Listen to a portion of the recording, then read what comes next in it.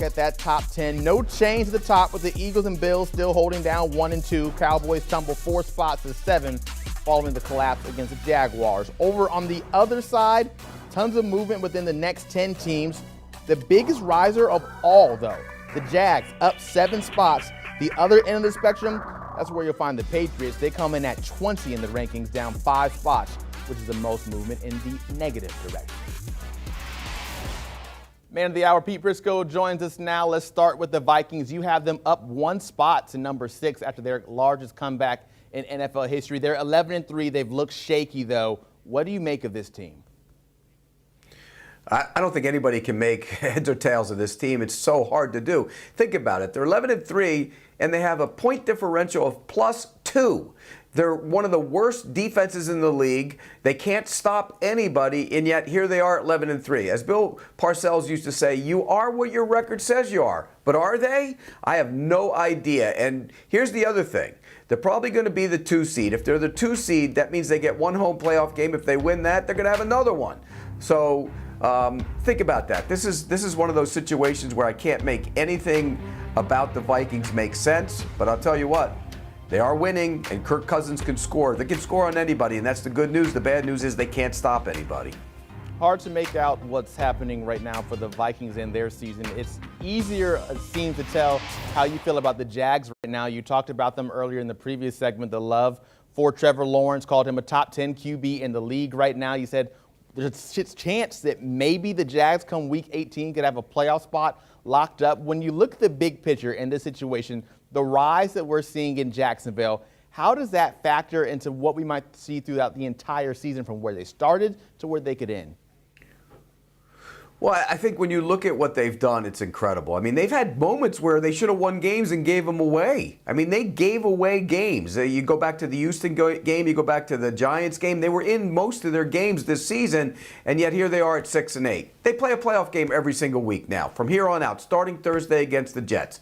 That will be a playoff game. The matchup is their offense, which is explosive, against that great Jets defense. Fun to watch. Then the next week against the Texans, who they don't have success against, and then the end of the season against the Titans, who traditionally, they've owned them. The Tennessee Titans have owned the Jacksonville Jaguars, but this year, a couple weeks ago, they went up there and beat them. So it's in their hands. Nobody expected that. Meaningful games in December. Nobody expected that.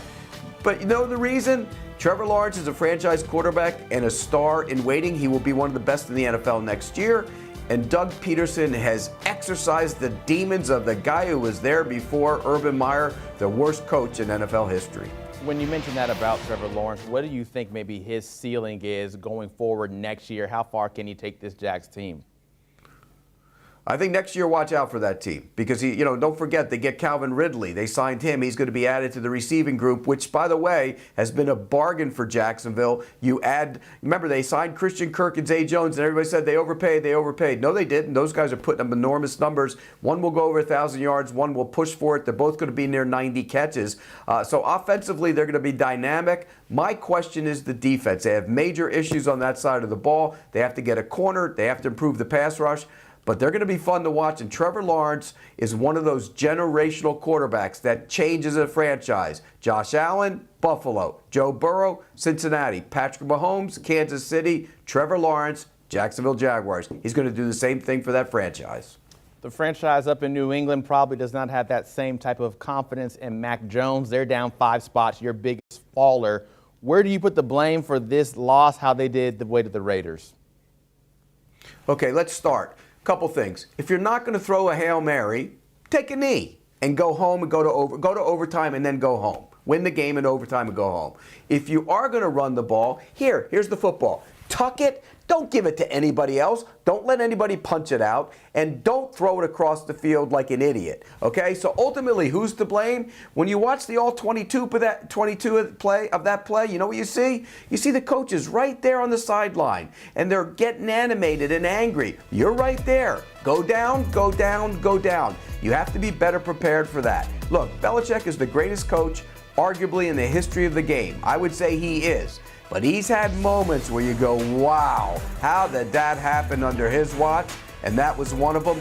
Terrible decision. You can blame the player all you want, but you have to be better prepared in that situation. I ultimately blame Bill Belichick. So even if Belichick clearly told the team in the timeout, hey, go down, don't do anything crazy, it's still on Belichick there?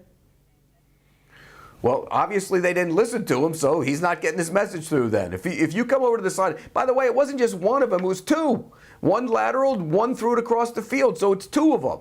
So yeah, ultimately that falls on at his lap, and he's ultimately responsible for it. Makes a lot of sense there. The Bucs, meanwhile, checking in at 18, down one spot. They're still in that heap of a race in the NFC South. The rest of the teams you have at 24, 25, and 26. Why so much separation between Tampa and the rest of the division?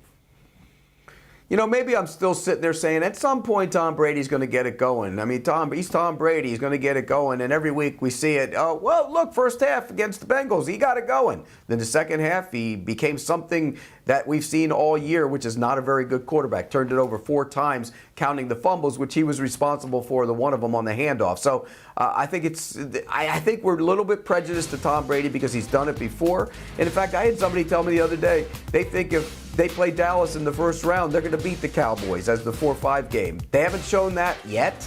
But again, I think we sit here and we say, at some point, Tom Brady's going to get it going. And of that division, of the division's quarterbacks, he's the best in that division. Time running out in Indy for them to be able to get it going. For the Colts, is this the last we are going to see of Jeff Saturday?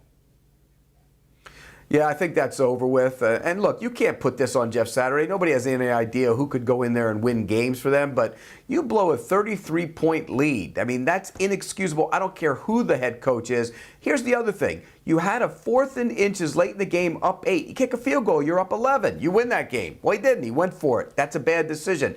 Coaches get caught up in the moment. Jeff Saturday got caught up in the moment, but that right now is not a good team. They don't have a quarterback. You don't have your running back who's injured right now, Jonathan Taylor went out of that game.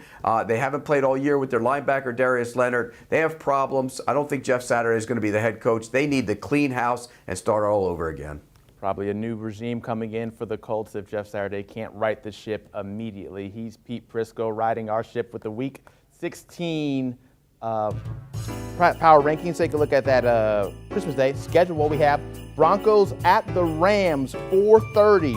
Check it out on CBS or Nickelodeon if you want to get the whole family involved. Also streaming on Paramount Plus. Rams eliminated from playoff contention, but still football coming up for you on Christmas Day.